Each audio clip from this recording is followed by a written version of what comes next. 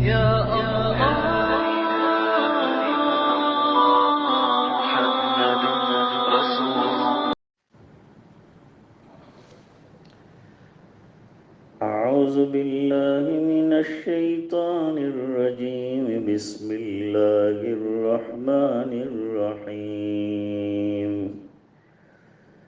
يا أيها الذين آمنوا لا تأكلوا الربا أضعافا مضاعفة واتقوا الله لعلكم تفلحون. واتقوا النار التي أعدت للكافرين. وأطيعوا الله والرسول لعلكم ترحمون.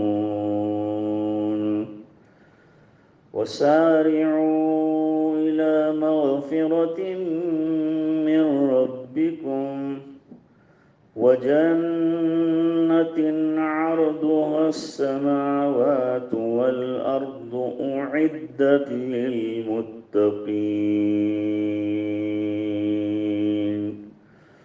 صدق الله العظيم.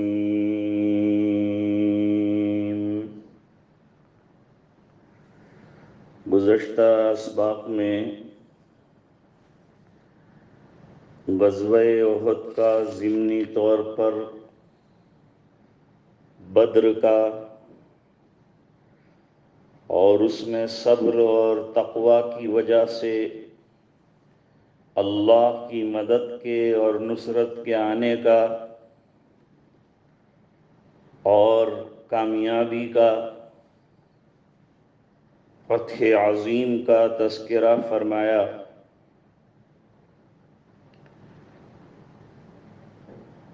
ان غزوات کے تذکرے کے بعد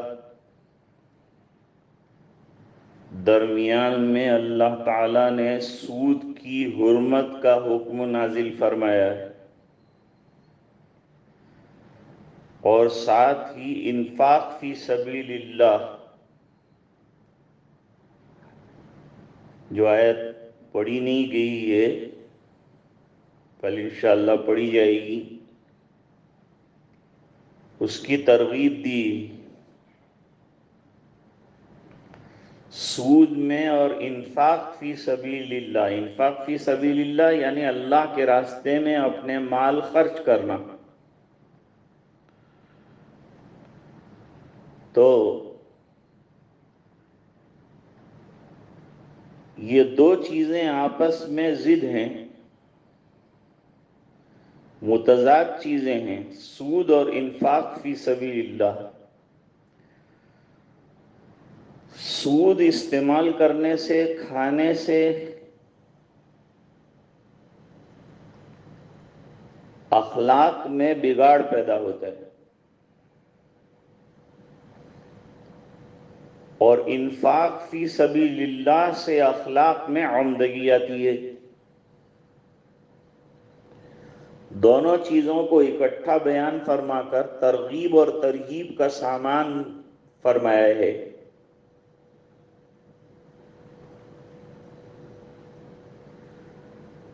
اللہ تعالیٰ فرماتے ہیں، اے ایمان والو مت کھاؤ سود دگنے پر دگنا. یہاں پر لا تاکلو کا لفظ استعمال کیا گیا جس کے معنی کھانا ہے. تو کیا سود کھانا ہی حرام ہے اور اس کا لین دین جائز ہے؟ نہیں، ہرگز نہیں. چونکہ کھانا یہ زیادہ تر اموال سے ہوتا ہے اس لیے اس کا تذکرہ کیا ہے، ورنہ مراد لینا دینا ہی ہے. جس طرح کسی چیز کا کھانا حرام ہے اسی طرح سے اس کا پہننا بھی حرام. سود کی رقم سے خریدا ہوا کپڑا، مکان، یہ سب بھی ناجائز۔ سود کی رقم سے غلہ خریدا تو وہ حرام۔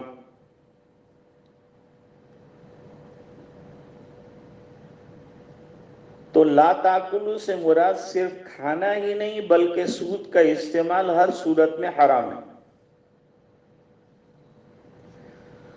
دوسری چیز آیت کے اندر قید لگائی ہے دگنے کی، جس کو سود مرکب کہتے ہیں۔ یہ سود کی ویسے تو بدترین شکل ہے، لیکن سود مفرد اور اکہرا سود کیا جائز ہے؟ جس طرح سے سود مرکب ناجائز ہے، سود مفرد وہ بھی ناجائز ہے، جس کو اللہ تعالیٰ نے قرآن کریم میں بیان فرمایا ہے، احل اللہ البیع وحرم الربا، اللہ تعالیٰ نے بیع کو تو حلال قرار دیا ہے اور ربا کو حرام قرار دیا ہے۔ اس سے ربا میں اور بیع میں، یعنی سودی کاروبار میں اور تجارت میں فرق بیان کیا ہے کہ اموال کی تجارت جو ہے وہ حلال ہے اور ربوی جو کاروبار ہے وہ ناجائز ہے، اور حلال اور حرام میں بین فرق ہے، دونوں یکساں نہیں ہو سکتے۔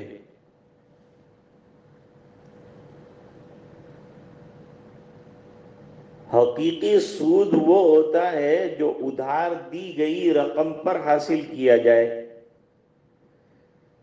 چاہے یہ نقدی کی صورت میں ہو یا سونا چاندی یا اجناس کی شکل میں وصول کیا جائے، بہرحال حرام ہے۔ حدیث شریف میں آتا ہے کہ ایک جنس کو دوسری جنس کے بدلے میں زیادتی یا ادھار کے ساتھ بیع کرنا حرام۔ اب رہا سود مرکب کیا ہے؟ مثلا کسی کو 100 روپیہ یہ دے کر کے کہا کہ اب تمہیں اسے لوٹانا ہے 125 روپیہ، یہ مال پر عوض لیا، لیکن جب وقت آیا تو وہ 125 نہ دے سکا، تو اب اس نے کہا کہ اب جو اگلا سود جو تو دے گا وہ 125 کا دے گا۔ اب یہ 25 بھی کیپٹل کے اندر اس نے ملا دیے، پھر وہ تیسرے مہینے نہ دے سکا تو یوں کہا اب 150 روپیے پر سود لیا جائے گا، اس کو سود در سود کہا۔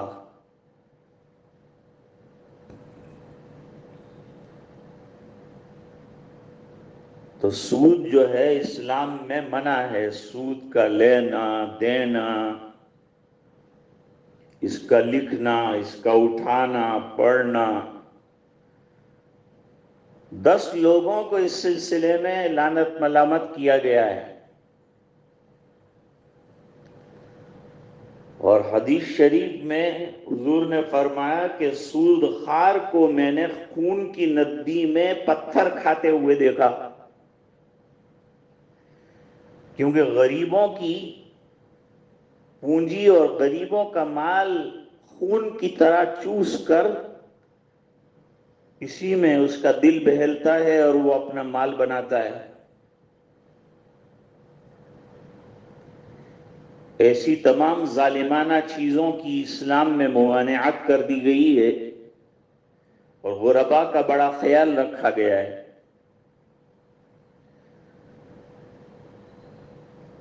ضرورت پڑے غریب کو تو کسی امیر سے غیر سودی قرضہ لے لے، اور امیر کو چاہیے کہ سود نہ لے، نفس رقم کے ذریعے سے مدد کرے، اور جب لینے کا وقت آئے اپنی اصل جو چیز ہے لے لے۔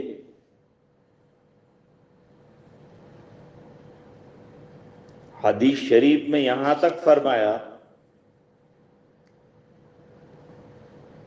کہ جب قوم میں زنا اور سود خوری جیسی بیماریاں پیدا ہو جائیں،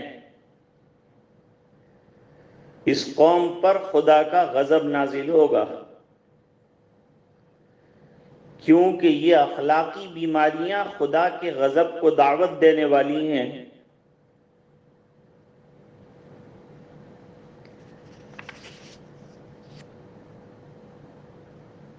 شیخ الہند رحمت اللہ علیہ سے حضرت مولانا عبید اللہ سندھی رحمت اللہ علیہ نے سوال کیا کہ غزوہ احد کے واقعے کے درمیان حرمت سود کی آیت کا کیا محل ہے؟ حضرت نے جواب دیا کہ آیات کے ربط کے لیے بڑے تدبر اور تفکر کی ضرورت ہے۔ لوگ آج کل تفسیر کو کچھ سمجھتے نہیں ہیں، قرآن کریم کو سمجھنے کی کوشش نہیں کرتے ہیں، اور جو سمجھاتے ہیں ان کو بھی وہ یہ کہتے ہیں کہ ہم کو تو بیان پسند ہے۔ بیان تو قرآن کریم ہی کا تو ہوتا ہے، اسی کی تو وضاحتیں ہوتی ہیں، احادیث کا سہارا لیا جاتا ہے، اقوال بزرگاں لیے جاتے ہیں، واقعات دلیل کے طور پر پیش کیے جاتے ہیں، لیکن اصل مواد تو ہمارا اور دستور جو ہے وہ تو قرآن کریم ہے، اس کو سمجھنے کی کوشش کرنا چاہیے۔ یہ نور ہے، یہ ہدایت ہے، اس میں ہمارے لیے احکام ہے، خیر ہے، بھلائیاں ہیں، فلاح ہیں۔ حضرت نے فرمایا کہ غزوہ احد میں جب مسلمانوں کو شکست ہوئی، ان کے دلوں میں جذبہ انتقام بھڑک اٹھا، کیونکہ بہت سی لاشوں کو مسلح کیا گیا تھا، چہرے مسخ کیے گئے تھے، تو انتقام کی آگ بھڑک اٹھی تھی۔ حضرت نے فرمایا کہ اسی جذبہ انتقام کو کم کرنے کے لیے اللہ تعالیٰ نے اس آیت سود کو غزوہ احد کے واقعے میں لے آئے۔ جس طرح سود انسان کے اخلاق کو بگاڑتا ہے،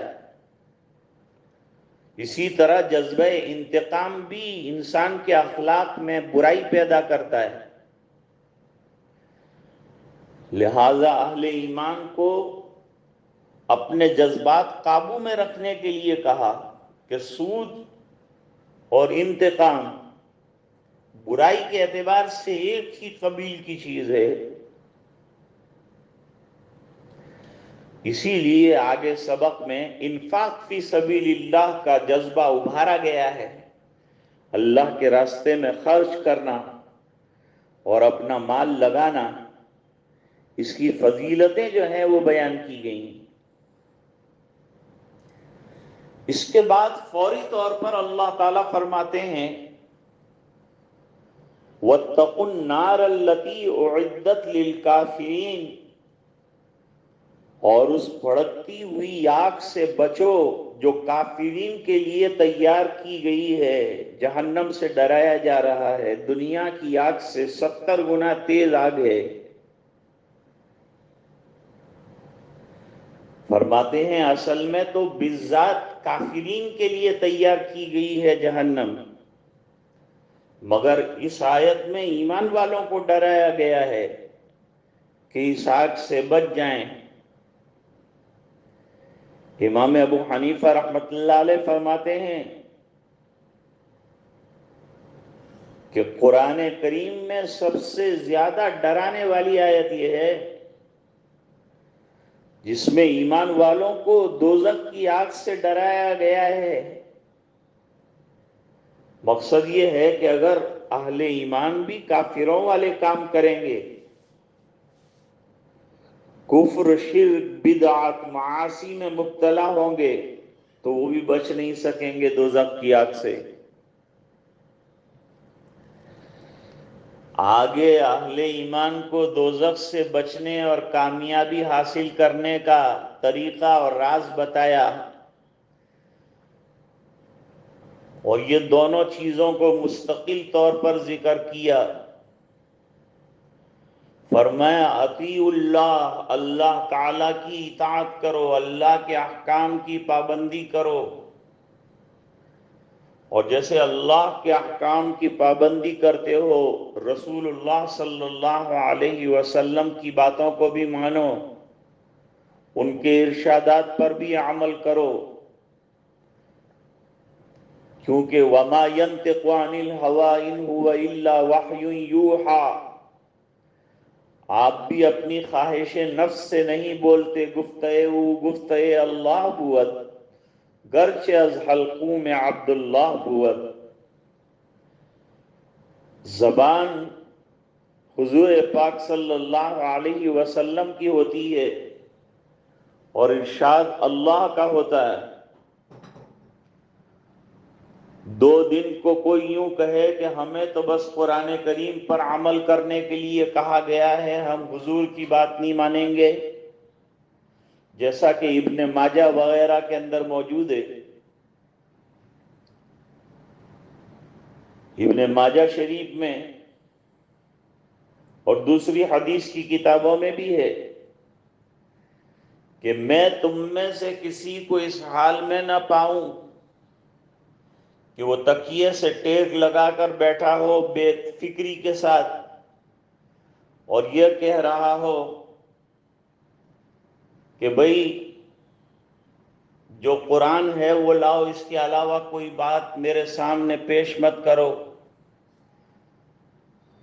یاد رکھو کہ قرآن کریم جس طرح سے دلیل ہے اور وحی ہے، وحی مطلوب، صحیح احادیث، یہ قرآن کریم کا بیان ہے، اس کی تشریح ہے، اس کے بغیر قرآن کریم سمجھ میں نہیں آ سکتا۔ بعض جگہوں پر بڑا مبہم بیان آیا ہے، اقیموا الصلاۃ وآتوا الزکاۃ،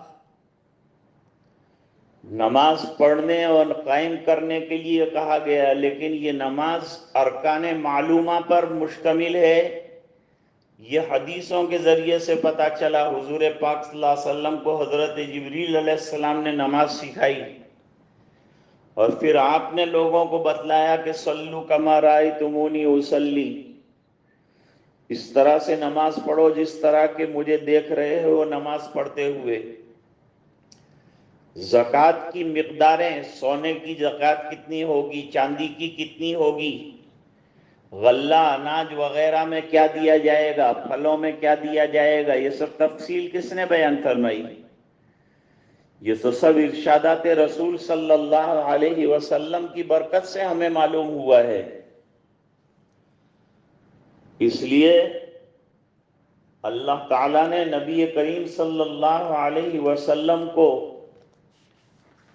خالی قرآن سنا دینے کے لیے نہیں بھیجا، بلکہ وہ قرآن کریم کی تشریح اور اس کی تبیین، وضاحت قولی طور پر، عملی طور پر کرنے کو کہا گیا ہے۔ اس لیے دو مستقل چیزیں بیان کی گئی ہیں۔ ایک جگہ اللہ تعالیٰ فرماتے ہیں وَأَنزَلْنَا إِلَيْكَ الذِّكْرَ لِتُبَيِّنَ لِلنَّاسِ مَا نُزِّلَ إِلَيْهِمْ، اور ہم نے یہ ذکر یعنی قرآن کریم اتارا ہے۔ قرآن بہت بڑا ذکر ہے، اس سے بڑا ذکر کیا ہو سکتا ہے؟ رمضان کا مبارک مہینہ ہے، جتنا ہو سکے ذکر کریں۔ حضرت امام اعظم ابو حنیفہ رحمۃ اللہ علیہ 61 قرآن کریم ختم فرماتے تھے۔ حضرت شیخ الحدیث مولانا زکریا صاحب رحمۃ اللہ علیہ رات دن قرآن کریم کی تلاوت اور ایک دن میں قرآن کریم کے ختم کرنے کا ذوق رکھتے تھے، اور ہر وقت قرآن کریم لے کر بیٹھے رہتے تھے، یہاں تک کہ تراویح سے فراغت کے بعد بھی پھر قرآن کریم کا ورد اور تلاوت شروع فرما دیتے تھے۔ تو اللہ تعالیٰ نے قرآن کریم کا مبین نبی کریم صلی اللہ علیہ وسلم کو بنا کر بھیجا ہے، اور اس کی تبیین، وضاحت، بیان آپ نے دیا ہے۔ اب قرآن کریم میں فرمایا کہ لا تاکلوا اموالکم بینکم بالباطل، یعنی آپس میں ایک دوسرے کا مال باطل طریقے پر نہ کھاؤ، ناحق نہ کھاؤ۔ اب اس کی تفصیل رائج الوقت معاملات، بے، شراء، اجارہ کیا کیا صورتیں ہیں اور کیا جائز ہے اس میں اور کس طرح سے ناجائز ہے، یہ جب تک حضور پاک صلی اللہ علیہ وسلم نہیں بتائیں گے، جو آپ کے فرائض منصبی کے اندر داخل ہے، تلاوت آیات، تعلیمات، حکمت کی باتیں، مسائل کا سیکھنا سکھانا اور لوگوں کو راہ بتانا، اس پر عمل کروانا، یہ سب انبیاء کرام کے فرائض میں آتا ہے۔ اس بنا پر یہ دو چیزوں کو مستقل طریقے سے بیان کیا گیا تاکہ کوئی قرآن کریم کو لے کر حضور پاک صلی اللہ علیہ وسلم کی باتوں کو چھوڑ نہ دے۔ اس لیے ایک جگہ پر کتنی پیاری بات فرمائی، من یطع الرسول فقد اطاع اللہ، جس نے رسول کی اطاعت کی اس نے گویا اللہ کی اطاعت کی۔ دوسری جگہ پر فرمایا وما آتاکم الرسول فخذوہ وما نہاکم عنہ فانتہوا، جو رسول اللہ صلی اللہ علیہ وسلم دے دیں وہ دین ہے، اس کو لے لو، جن چیزوں سے روک دیں تمہارے لیے خیر اسی میں ہے کہ ان میں رک جاؤ۔ بہرحال اللہ اور اس کے رسول صلی اللہ علیہ وسلم کی اطاعت کرو۔ رسول کی اطاعت کو بھی اللہ کی اطاعت کے ساتھ تعبیر کیا ہے، لعلکم ترحمون، تاکہ تمہارے اوپر رحم کیا جائے۔ پتہ چلا اللہ اور اس کے رسول کی اطاعت ہی کامیابی کی کنجی ہے۔ غزوہ احد میں اسی چیز کے اندر ذرا کمی آئی تھی تو اس کا نقصان بھگتنا پڑا، اٹھانا پڑا۔ لہذا آئندہ مسلمان ایسی غلطی نہ کریں، اس کی طرف خاص طور سے تنبیہ کی گئی۔ اب آگے چل کر اللہ تعالیٰ فرماتے ہیں وَسَارِعُوا إِلَى مَغْفِرَةٍ مِّن رَبِّكُمْ، اور سبقت کرو اور دوڑو اور آگے بڑھو اپنے رب کی مغفرت کی طرف۔ مقصد یہ ہے کہ اگر اللہ اور اس کے رسول کی اتباع کرو گے، ایمان اور تقوی اختیار کرو گے، صبر کا دامن تھام کے رکھو گے، تو اللہ تعالیٰ کی طرف سے تمہاری بخشش کی بشارت ہے، اور یہ بخشش کا نتیجہ جنت کی شکل میں تمہارے سامنے آئے گا، جنت میں داخلے کا ٹکٹ مل جائے گا، اور جنت ایسی ہوگی جسے دنیا کے کسی بڑے سے بڑے باغ پر بھی قیاس نہیں کیا جا سکتا۔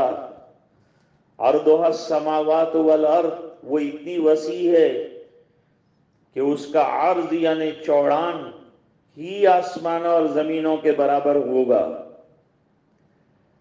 آسمان اور زمین رات دن ہمارے سامنے ہیں اور بڑے اللہ کے کائنات کے عجوبوں میں سے ہے، اس لیے اس کے ذریعے سے سمجھایا گیا ہے، ورنہ جنت اس سے بھی بہت زیادہ وسیع ہے، بہت آگے بڑھی ہوئی ہے۔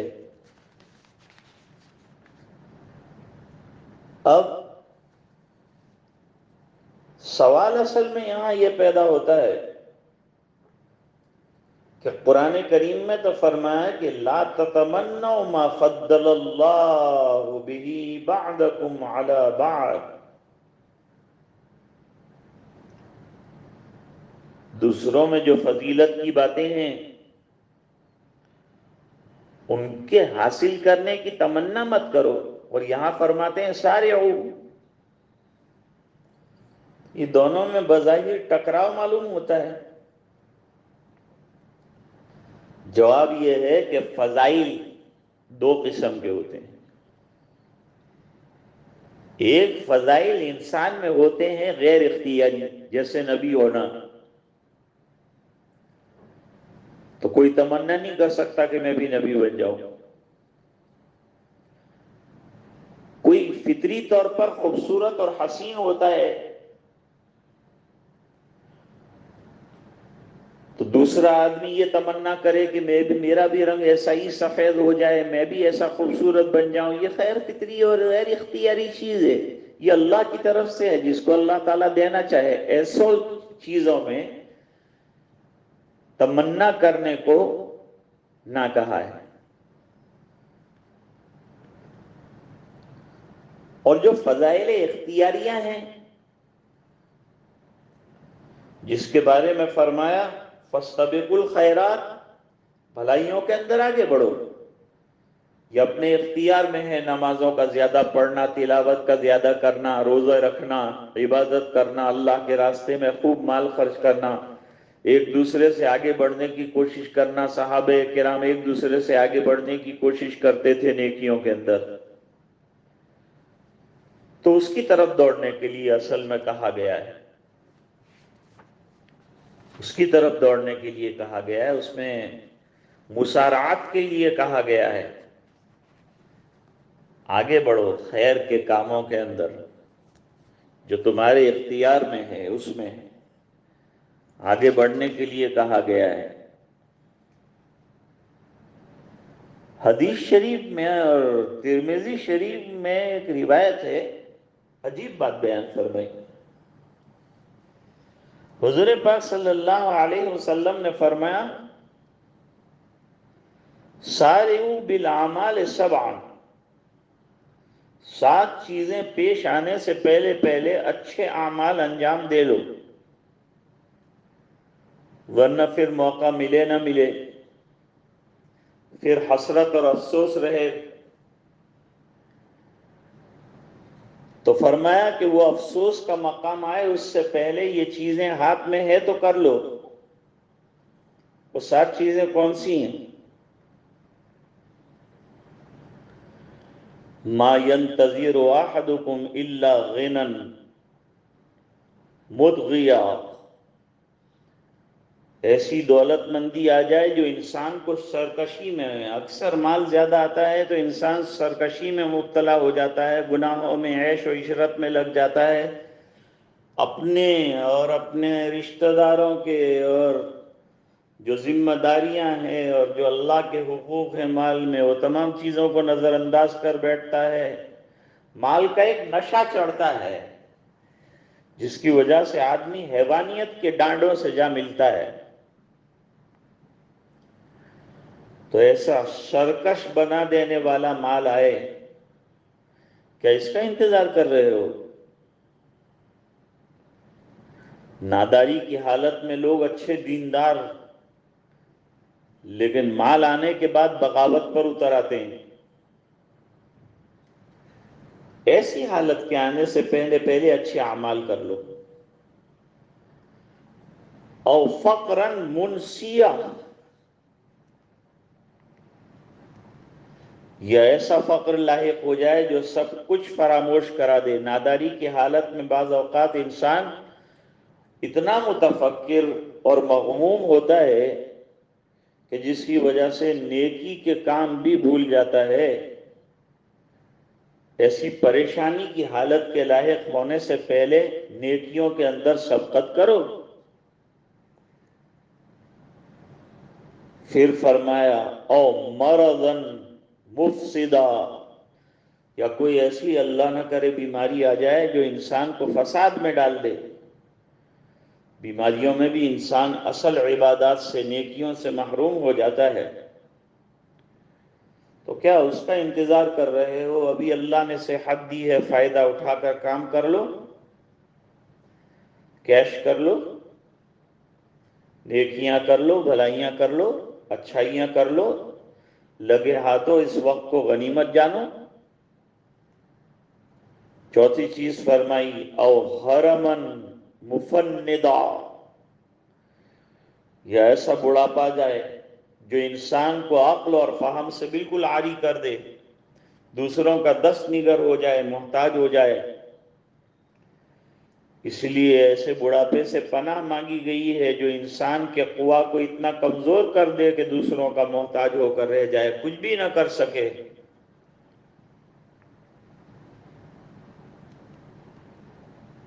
اس لیے ہمارے حضرت مفتی سید عبدالرحیم صاحب لاجپوری رحمۃ اللہ علیہ دعا کیا کرتے تھے کہ یا اللہ بڑھاپے کی لاج رکھنا اور محتاج در محتاج ہو جانے سے تیرے علاوہ کسی کے ہم محتاج ہو جائیں ہماری حفاظت کرنا، او موتم مجہزا، یا موت کا انتظار کرتے ہو جو انسان کا آ کر فیصلہ ہی کر دے، کوئی عمل کرنے کا سوال ہی پیدا نہ ہو جائے، موت آئی تو اعمال ختم۔ ہاں بعض لوگ ہیں کہ جن کے اعمال ناموں کو کھلا رکھا جائے گا، جس کے بارے میں احادیث کے اندر تذکرہ آتا ہے، لیکن عام طور پر موت کی بات انسان نہ نماز پڑھ سکتا ہے نہ روزہ رکھ سکتا ہے۔ اس لیے حدیث شریف میں فرمایا کہ اپنے گھروں کو قبرستان مت بناؤ، اس میں نمازیں پڑھو، تلاوت کرو، اللہ کا ذکر کرو، گھروں کو زندہ بستیاں رکھو۔ قبرستان میں مردہ کچھ نہیں کر سکتا، تم گھر میں سب کر سکتے ہو پھر بھی نہیں کرتے، تو یہ قبرستان سے کم نہ ہوا۔ آگے چل کر فرمایا اوی دجال، یا دجال کا انتظار کر رہے ہو کہ وہ آئے گا جب کام کریں گے۔ دجال دجل سے نکلا ہے، دجل فریب، دھوکہ، وہ بھی بڑا دھوکے باز سائنٹسٹ ہوگا بہت بڑا، اور طرح طرح کے عجوبے دکھائے گا جس کی وجہ سے لوگ جو ہیں اس کے گرویدہ ہونے لگیں گے۔ ایمان والوں کی اللہ تعالیٰ حفاظت فرمائیں گے۔ دجال مدینے کے باہر پڑاؤ ڈالے گا لیکن مدینے میں داخل نہیں ہو سکے گا۔ اللہ تعالیٰ نے مدینے کے دروازوں پر فرشتوں کو معین فرمایا ہے۔ تو دجال کے ظہور کا انتظار کرتے ہو؟ اور ساتویں چیز فرمایا وَالسَّاعَةُ وَالسَّاعَةُ أَدْهَىٰ وَأَمَرُ، یا قیامت کا انتظار کرتے ہو؟ قیامت تو بڑی چیز ہے، بڑی کڑوی اور تلخ ہے، اس کے بعد تو ہر چیز فنا ہو جائے گی، ختم ہو جائے گی، پھر حساب کتاب شروع ہونے والا ہے۔ یہ 7 چیزوں کے ظہور سے پہلے سارعو، دوڑو، جلدی کرو، کام میں لگ جاؤ، محنت کرو، اعمال صالحہ، گناہوں سے توبہ۔ اللہ تعالیٰ نے یہ رمضان کا مبارک مہینہ بھی ہمیں عطا فرمایا ہے، اللہ تعالیٰ اسے وصول کرنے کی ہمیں توفیق عطا فرمائے اور اس کی قدر دانی کی توفیق عطا فرمائے۔ یہ تو سابقو الی مغفرۃ من ربکم، اس میں مغفرت جو ہے اس کا تذکرہ پہلے کیا ہے اور جنت کا تذکرہ بعد میں کیا ہے۔ وجہ اس کی یہ ہے کہ جنت بغیر مغفرت کے حاصل ہی نہیں ہو سکتی۔ مغفرت کے معنی اللہ کا فضل، جس پر اللہ کا فضل ہو جائے گا اس کو اللہ تعالیٰ جنتوں سے نوازے گا، اور ایک مرتبہ جنت میں داخلہ ہو گیا تو انشاءاللہ جنت سے نکلنے کی نوبت نہیں آئے گی۔ جس کو ایک مرتبہ داخلہ اللہ تعالیٰ عطا فرمائیں گے پھر نکالیں گے نہیں، ہم فیہا خالدون، ہمیشہ پھر جنت کے اندر رہیں گے۔ لیکن اس سے پہلے مغفرت کا تذکرہ کیا کہ ہم اپنے اعمال کی طاقت پر اور خالص ایمان کی طاقت پر جنت میں نہیں داخل ہو جائیں گے، ساتھ اللہ کا فضل درکار ہے۔ تو پہلے اللہ کے فضل کی تلاش میں رہو اور اللہ تعالیٰ کے کرم کی تلاش میں رہو اور مغفرت مانگتے رہو، تو پھر اللہ تعالیٰ راضی ہوں گے۔ راضی ہونے کے بعد جنت کے اندر حضور پاک صلی اللہ علیہ وسلم نے فرمایا اِلَّا أَن يَتَغَمَّدَنِيَ اللَّهُ بِرَحْمَتِهِ، کہ حضور آپ کا بھی داخلہ اسی طرح فضل سے ہوگا؟ فرمایا ہاں، جس کو اللہ تعالیٰ اپنے فضل میں ڈھانپ لے اور مغفرت کے فیصلے فرما دے پھر وہ جنت کے اندر داخل ہوگا۔ آگے تفصیل آ رہی ہے انشاءاللہ، آہستہ آہستہ یہ سلسلہ آگے بڑھتا رہے گا۔ آج تھوڑی دیر مراقبہ کریں گے، مراقبہ اللہ کی رحمت کے انتظار اور اللہ کے دھیان میں بیٹھنے کا نام ہے۔ روزانہ آدمی کو چند منٹیں سر جھکا کر اللہ کے دھیان میں بیٹھنا چاہیے، تاکہ دنیا کی آلائشات سے جو دل بھرا ہوا ہے اس کی جگہ نور آ جائے اللہ کی یادوں کا، اللہ کے ذکر کا۔ مراقبے میں تصور خالی کرنا ہوتا ہے، اور تصور یہ کرنا ہوتا ہے کہ اللہ کی رحمت جو ہر وقت برس رہی ہوتی ہے، ہم کو اس کا احساس نہیں ہوتا، تو وہ برس رہی ہے اور ہمارے دلوں پر اتر رہی ہے، اور ہمارا دل کہہ رہا ہے اللہ اللہ اللہ۔ لگاتار یہ تصور کریں کہ دل اللہ اللہ اللہ کر رہا ہے۔ ہم نے دنیا کو ایسا بسایا ہے کہ دل ہر وقت دنیا دنیا دنیا دنیا کرتا رہتا ہے۔ دل کو اللہ والا بناؤ۔ اللہ مجھے بھی توفیق دے، امت کو بھی توفیق دے۔ اس کو مراقبہ کہتے ہیں۔ تھوڑی دیر کے لیے مراقبہ کریں گے، آنکھیں بند کر لیں اور سر کو دل کی طرف ذرا سا جھکائیں، اور تصور یہ رکھیں کہ اللہ کی رحمت برس رہی ہے، دل میں سما رہی ہے، اور میرا دل اللہ اللہ اللہ کر رہا ہے۔ اے خفتہ دل بیدار شو بیدار شو بیدار شو، در ذکر حق مشغول شو مشغول شو مشغول شو۔ دل کو اللہ کی یاد میں لگاؤ۔ دنیا میں مشغول کر دیا ہے ہم نے دل کو، اللہ کی یاد میں اس کو لگانا ہے، اسے اللہ اللہ کرنے والا بنانا ہے۔ غفلت کی چادر اڑا کر ہم نے دل کو سلا دیا ہے، اسے جگاؤ۔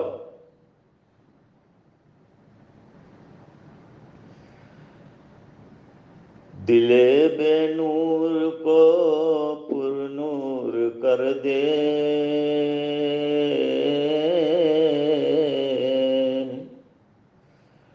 دل مغموم کو مسرور کر دے۔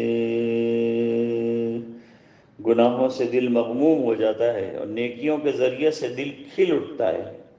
جو چیز دل کو مل جاتی ہے بہار کی سے دل کھل اٹھتا ہے۔ فروزاں دل میں شمع طور کر دے،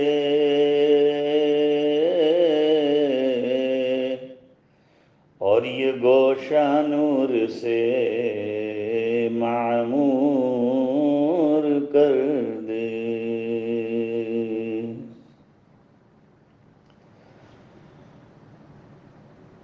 میرا ظاہر سنور جائے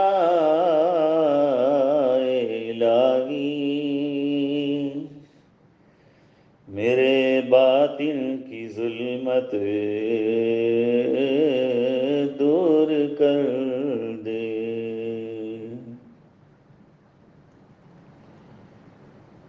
ہے میری گھات میں خود نفس میرا،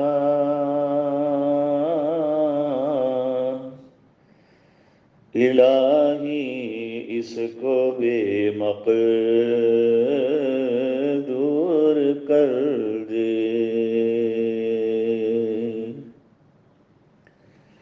جب مراقبہ کرے تو یہ سوچنا چاہیے، آج تو کہا گیا آنکھیں بھی بند کر دی، جیسا کہا گیا کیا، لیکن ایک دن ایسا آئے گا جسم پر، آنکھوں پر، اعضاء پر میرا کوئی اختیار باقی نہیں رہے گا۔ میں بے حس ہو جاؤں گا، بے کس ہو جاؤں گا، بے بس ہو جاؤں گا۔ آخرت کا دھیان۔ رہ کے دنیا میں بشر کو نہیں زیبا غفلت، موت کا دھیان بھی لازم ہے کہ ہر آن رہے۔ جو بھی بشر آتا ہے دنیا میں یہ کہتی ہے قضا، میں بھی پیچھے چلی آتی ہوں ذرا دھیان رہے۔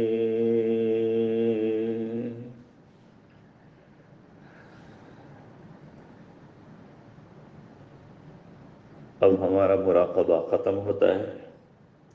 دعا فرمائیے اللہ تعالی ہمارے دلوں کو منور فرمائے اپنی یادوں سے، ذکر اللہ سے جاری فرمائے۔